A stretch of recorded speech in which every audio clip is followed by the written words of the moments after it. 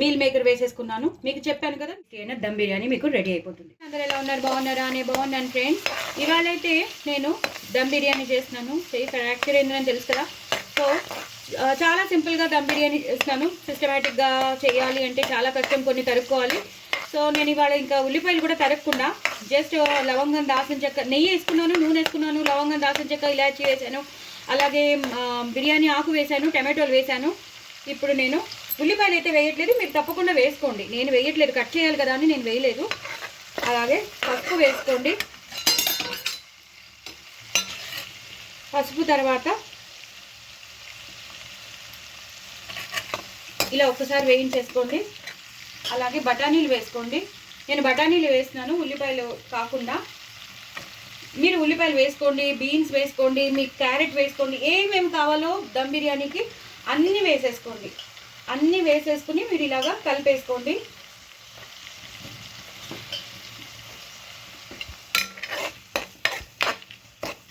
ఇలా కలిపేసుకోవాలండి. ఒక్క నిమిషం ఇలా వదిలేయాలి. వదిలేక మీకు మళ్ళీ చూపిస్తాను. చూసారు కదండి, టమాటోలు, బఠానీలు కూడా బాగా వేగిపోయాయి. ఇప్పుడు మనం పసుపు వేసేసుకున్నాను నేను ఇందాక. దీనికి తగినంత, కూరకి తగినంత, ఎందుకంటే ఇందులోనే నేను ఉడకబెట్టుకున్న రైస్ వేసేస్తున్నాను. చాలా ఈజీగా చేసుకునే దమ్ బిర్యానీ మీల్ మేకర్తో చేస్తున్నాను అనమాట. మీరు పన్నీర్తో చేసుకోవచ్చు, మిగతా ఏ వెజిటేబుల్తో చేసుకోవచ్చు, నాన్ వెజ్ అంటే నాన్ వెజ్తో చేసుకోవచ్చు, మీ ఇష్టం అది. నేనైతే సోయా చంక్స్ అంటే మీల్ మేకర్తో చేస్తున్నాను. కారం చూసుకుని వేసుకోండి, ఎక్కువ కారం అయితే తినలేరు కాబట్టి మాకు రుచికి తగినంత మేము ఎంత తీసుకోగలమో అంతే తీసుకుంటున్నాను. అలాగే ఉప్పు, కారం, గరం మసాలా 1 స్పూన్ వేసేసాను. అలాగే గసగసాలు, జీలకర్ర, దాల్చిన చెక్క, ఇలాచీ, నువ్వులు అవన్నీ ఉంటాయి కదా, ఎండుమిరపకాయలు వేసిన, ధనియాలు వేసిన పౌడర్ వేసేసాను. అవి ఒక్కసారి ఇలాగా కలిపేసుకోవాలి. ఇది మన కూరలోకి మనకి ఏమంటారు, గ్రేవీనెస్ రావడానికి మాట. ఇప్పుడు ఈ దమ్ బిర్యానీకి కావాల్సిన కూర మాట ఇది. ఇలా వేసేసుకుంటాను. ఇంకొంచెం పడుతుంది. నేను ఇంకా అల్లం వెల్లుల్లి పేస్ట్ వేయకుండా, నేను అల్లం వెల్లుల్లి పేస్ట్ చేశాక మిక్సీలో బోల్డ్ అంతా వాటర్ వస్తుందండి.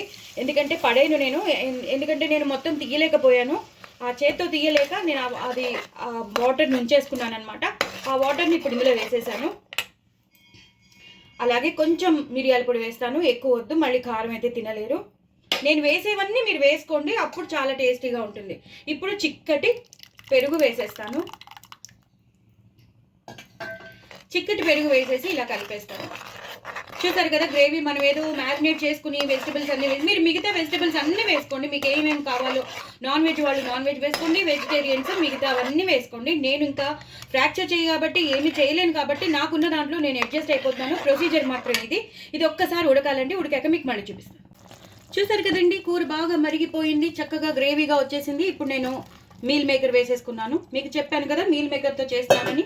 సో మీల్ మేకర్ నేను వేయించి పెట్టుకున్నాను. ఉప్పు, కారం, కొంచెం అల్లం వెల్లుల్లి పేస్ట్ వేసేసి వేయించి పెట్టుకున్నాను అనమాట. సో చాలా చాలా టేస్టీగా ఉంటాయి. యాస్టీస్గా వేసే కన్నా ఇలా మనం ఫ్రై చేసి వేస్తే అవి క్రంచీగా ఉంటాయి. కొన్ని దాచుకోండి, గార్నిష్కి వేద్దాం. కొన్ని ఏమో ఇలా కూరలోకి వేసేసుకుందాం. ఇప్పుడు కొంచెం పుదీనా వేస్తాను, అలాగే కొంచెం కొత్తిమీర వేస్తాను.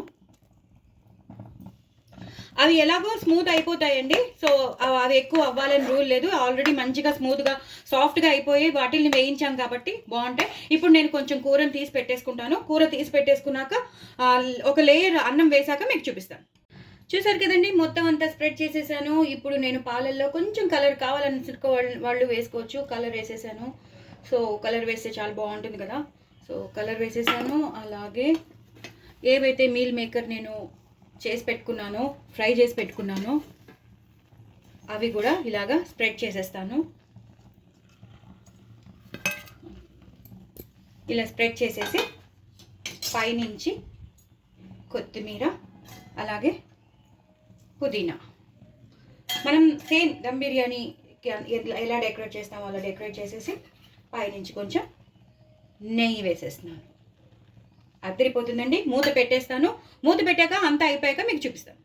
సరే కదండి, ఎంత బాగా వచ్చేసిందో దమ్ బిర్యానీ. సూపర్ వచ్చింది. అన్నం బగారా మనం అన్నీ చేసి పెట్టేసుకోవాల్సిన అవసరం లేకుండా మనకు ఉడకబెట్టుకున్న అన్నం ఉంటే చాలు. చూసారు కదండి, ఇదంతా లోపలంతా కర్రీ లేయర్స్ రూపంలో ఉంది. హ్యాపీగా మనం ఇలా కలిపేసుకుని మనం దమ్ బిర్యానీ మనకి కావాల్సిన కలర్లో తినచ్చు, లేదా ఇలా లేయర్గా తింటే కూడా వైట్ వస్తుంది, అలాగే మనకి రెడ్ వస్తూ ఉంటుంది అనమాట. చూసారు కదా ఎంత బాగుందో. సో లెఫ్ట్ హ్యాండ్తో కలపడం చాలా కష్టంగా ఉంది, బట్ ఆల్సో మీకు చూపిద్దామని. అడుగునంతా మనకి కూర లేయర్స్ రూపంగా వైట్ వస్తుంది, ఇలాగే కలరింగ్ వస్తుంది. సో ఇలా ఈజీగా చేసేసుకోండి. మీకు కావాల్సిన కర్రీస్ వేసుకుని మీకు కావాల్సిన లాగా చేసేసుకోండి. నేను చెప్పినట్టు నాన్ వెజ్ అయితే నాన్ వెజ్ లాగా, వెజ్ అయితే వెజిటేరియన్స్ లాగా చేసేసుకోండి. మిగతా అన్ని కూరలు కలుపుకోండి. నేను కలపలేదు, మిగతా అన్నీ మీరు వేసుకోండి. బట్ చాలా చాలా టేస్టీ అయిన దమ్ బిర్యానీ మీకు రెడీ అయిపోతుంది. మరి నా ఛానల్ మాత్రం సబ్స్క్రైబ్ చేసుకోవడం అసలు మర్చిపోవద్దు.